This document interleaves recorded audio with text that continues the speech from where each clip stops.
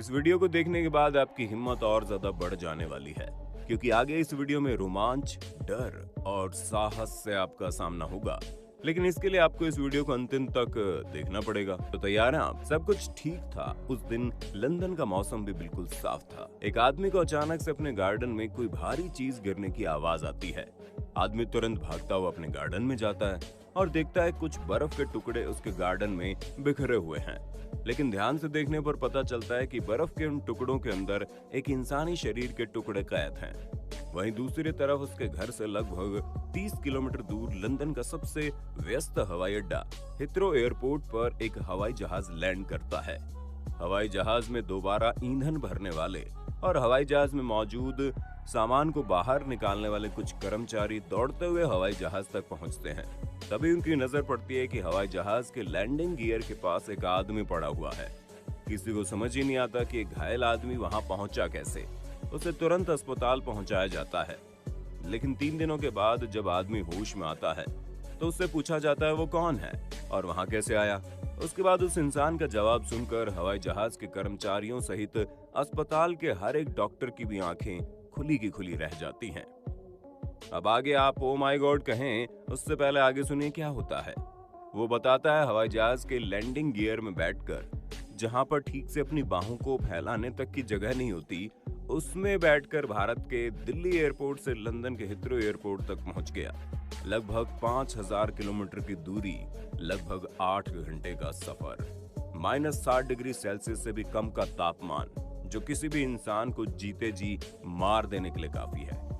शरीर पर महज एक पतला सा शर्ट और पैंट, 800 किलोमीटर प्रति घंटे की रफ्तार, कान के पर्दे फाड़ देने वाली आवाज। आखिर कोई आदमी जिंदा कैसे बचता?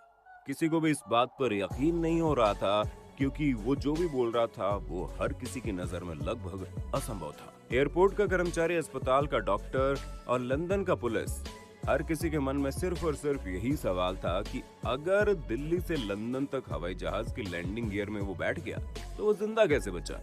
ये कहानी शुरू होती है आज से लगभग 25 साल पहले, साल 1996 में, जब पंजाब में रहने वाले 2 भाई प्रदीप सैनी उम्र 23 साल और विजय सैनी उम्र 19 साल को अचानक से एक दिन पुलिस उठा लेती है। पुलिस को कहीं से खबर लग जाती है कि वे दोनों भाई खालिस्तानी आतंकवादियों के संपर्क में हैं। वे दोनों भाई अपने आप को बेगुनाह साबित करने के लिए तरह तरह के सबूत पेश करते हैं। लेकिन आए दिन पुलिस उन्हें पूछताछ के लिए या तो घर पर आ जाती है या उन्हें उठाकर पुलिस स्टेशन लेकर चली जाती है। उनके मोहल्ले में भी उनके ऊपर आतंकवादी होने का लगभग मोहर लग चुका था और यहीं से शुरू होता है वो खतरनाक सफर। ये दोनों भाई गैराज में कार मैकेनिक का काम करते थे और पुलिस से इतना अधिक परेशान हो चुके थे कि उन दोनों ने भारत छोड़कर किसी और देश जाने का निर्णय कर लिया।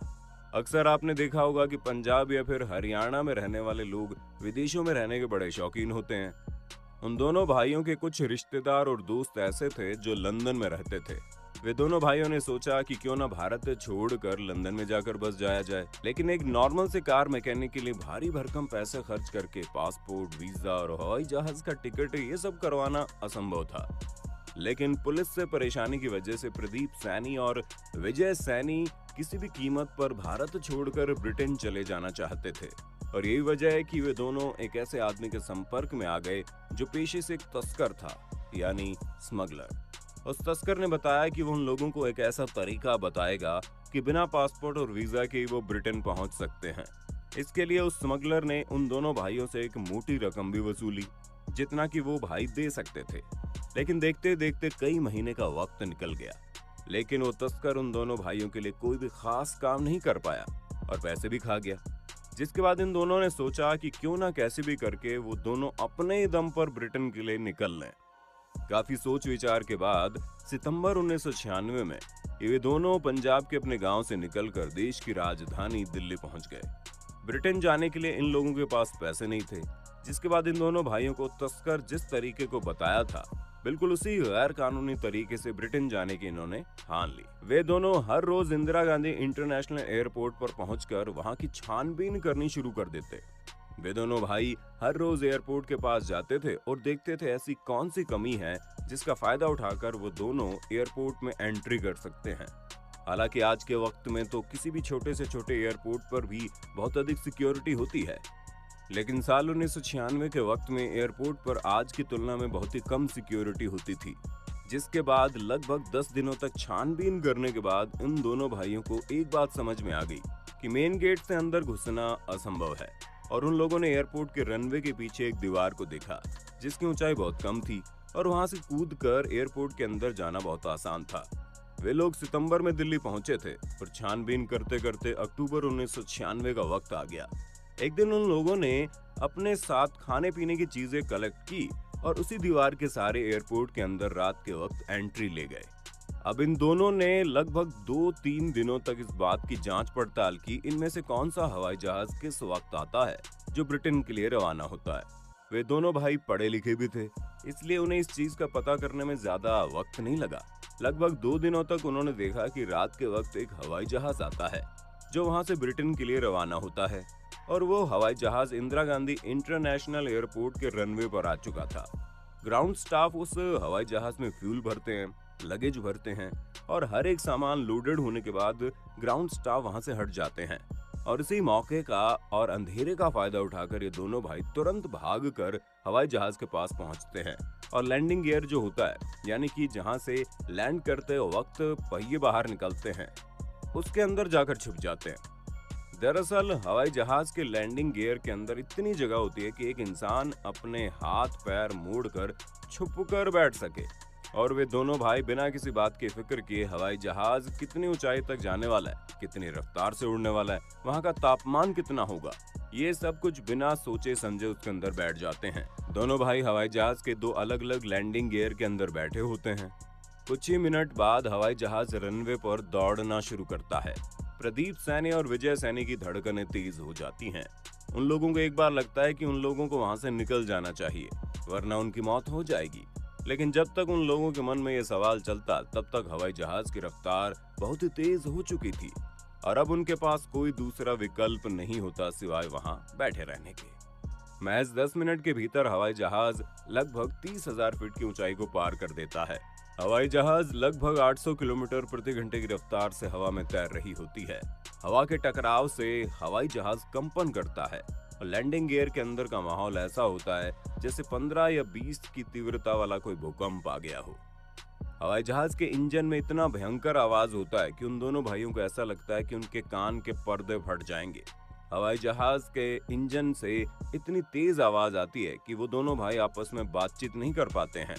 उन दोनों को एक दूसरे की जरा से भी आवाज नहीं आती।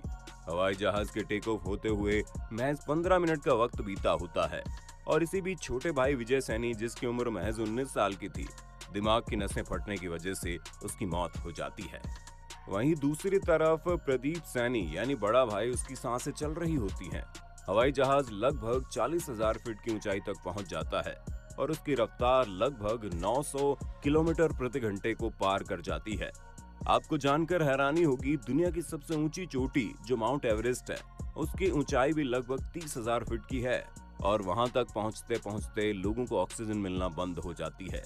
लेकिन प्रदीप सैनी 40,000 फीट की ऊंचाई पर जिंदगी और मौत के बीच लड़ रहा था। ये तो आप भी जानते हैं कि यूरोप का तापमान बहुत ही कम होता है और इतनी ऊंचाई पर इतनी तेज रफ्तार हवा से टकराने की वजह से लैंडिंग गियर के अंदर का तापमान -60 डिग्री पहुंच जाता है। और ऐसी स्थिति में जहां पर किसी इंसान की मौत महज कुछ ही मिनट के अंदर हो जाए, वो वहां पर 10 घंटे से ज्यादा का वक्त बिताता है। और जैसे ब्रिटेन के हिथरो एयरपोर्ट पर लैंड करने के लिए हवाई जहाज का लैंडिंग गियर खुलता है, छोटा भाई विजय सैनी तुरंत ही लैंडिंग गियर से निकलकर बाहर आ जाता है और लगभग 3,000 फीट की ऊंचाई से जमीन पर गिरता है। हालांकि उसकी मौत तो पहले ही हो चुकी थी, लेकिन लैंडिंग गियर से गिरने की वजह से उसके शरीर क्षत विक्षत हो जाते हैं। लेकिन प्रदीप सैनी, जिसका दिमाग काम करना बंद कर दिया था, जिसका न्यूरॉन सिस्टम काम करना बंद कर दिया था, वो उस अजीबोगरीब हालात में भी जिंदा बच जाता है। डॉक्टर उसे देखने के बाद यकीन नहीं कर पाते कि कोई इंसान इस विकट परिस्थिति में भी जिंदा रह सकता है। कुछ दिनों के इलाज के बाद वो पूरी तरह ठीक हो जाता है, लेकिन उसके ऊपर एक लंबा चौड़ा केस चलता है।